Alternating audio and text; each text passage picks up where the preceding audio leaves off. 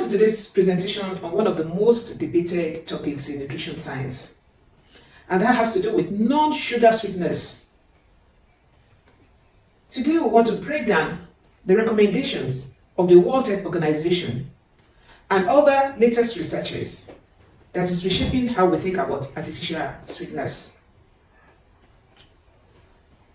You are on the Food Pond, where we build community of viewers, subscribers, those that are interested on health issues, food safety, specifications, things that has to do from farm to fork. So today, the WHO recommended against the use of those non-sugar sweeteners. One, for weight control. You think you want to lose weight, you've been told not to take sugar, or are you a bit diabetic and you've been told to stop taking sugar, but because you love that sweet taste, you are on these non-sugar sweeteners that we call NSS. Let's hear what the world researchers are saying. We call them also as low-calorie sweeteners. And why? Because they provide the sweetness without the calories that are associated with the normal sugar. The common types, mentioning a few, are aspartame, and you find them under different names, except when you buy and you look at the label. You have sucralose, you have stevia, there are many, you have saccharine.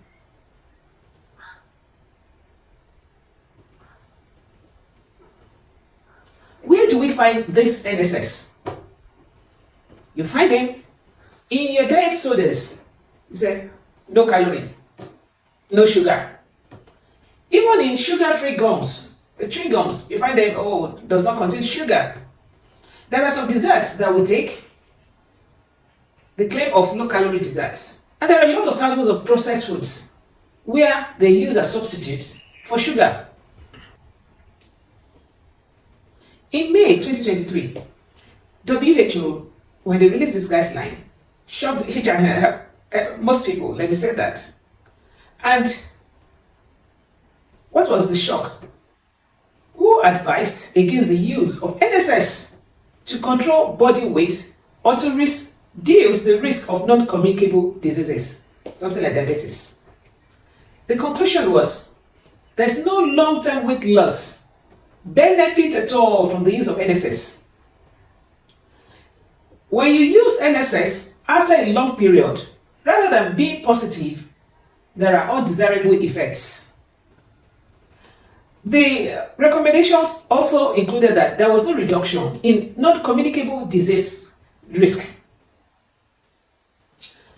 However, being very clear on this platform to be neutral, the report stated that short-term studies showed some benefits, but these benefits did not really translate to long-term success on the goal of the users of NSS.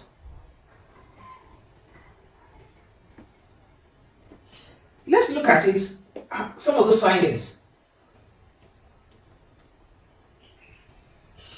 When people that want to control their weight, when they use NSS for a period of less than 2 years, you find that there is a moderate weight loss.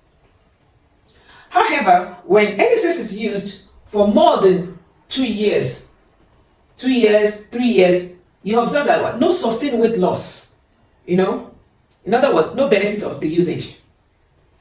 Even some studies suggested that the use of NSS for a longer period could even result in weight gain over time. Other reports indicated that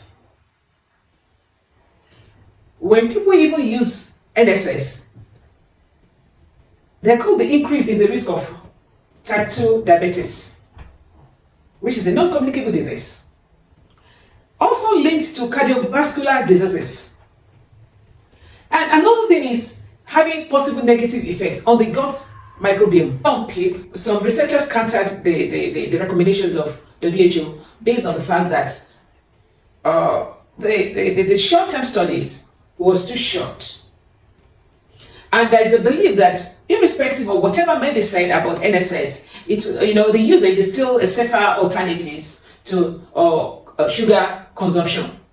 Let's mention a few, like sucralose. Sucralose usage, researchers reported that it's been linked to systemic inflammation, metabolic diseases, and disruption of the gut microbiomes. And some reported that it could lead to cellular toxicity. And for aspartame, there's been report of headache, depression, anxiety. And if we now look at it, if the consumption of NSS, apart from wanting to address the issue of weight, which the WHO has stated that it's not really addressing, our concern now is the issue on the gut. When your gut is affected, there could be, potential effect on the immune system. And because of that, most countries have aligned with WHO recommendations. NSS could affect your cardiovascular health, could make your resistance to insulin develop. That is. Should we now say that people should not totally take NSS? No, that's not what WHO has said. They said people with diabetes may still need NSS for blood sugar management. And at the same time, we need to train, even with our children, reducing overall sweet taste preference. And please do not introduce NSS to children and adolescents because of the perceived negative effects over a longer period. For pregnant and breastfeeding women, the same applies. And for everyone in the population, there are practical alternatives to the use of NSS. And what are those practical alternatives? We should learn to reduce our overall sweetness in diets.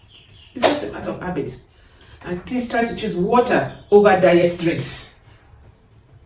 Please, I want to reiterate this. Choose water over diet drinks. And please read labels. Peradventure, you still like to have that taste, you can go for natural options like just small amounts of honey, maple syrup, or dates. Taking a fresh fruit for sweetness. You can also incorporate spices like cinnamon and vanilla for a flavor, and taking unsweetened beverages with a natural flavoring. Please retrain your taste buds to appreciate less sweet foods. What is the article on this is that non-sugar sweetness don't provide long-term weight loss benefits. The potential health risks may outweigh what's the benefits for the general population. The goal on our putting this out is not to fear artificial sweetness, but for us to be able to make informed decisions based on the available science, rather than just here say don't this, do that without validated reports. So, hope to see you on the next episode. And if you've learned anything on this episode, please subscribe, like, and share. Bye.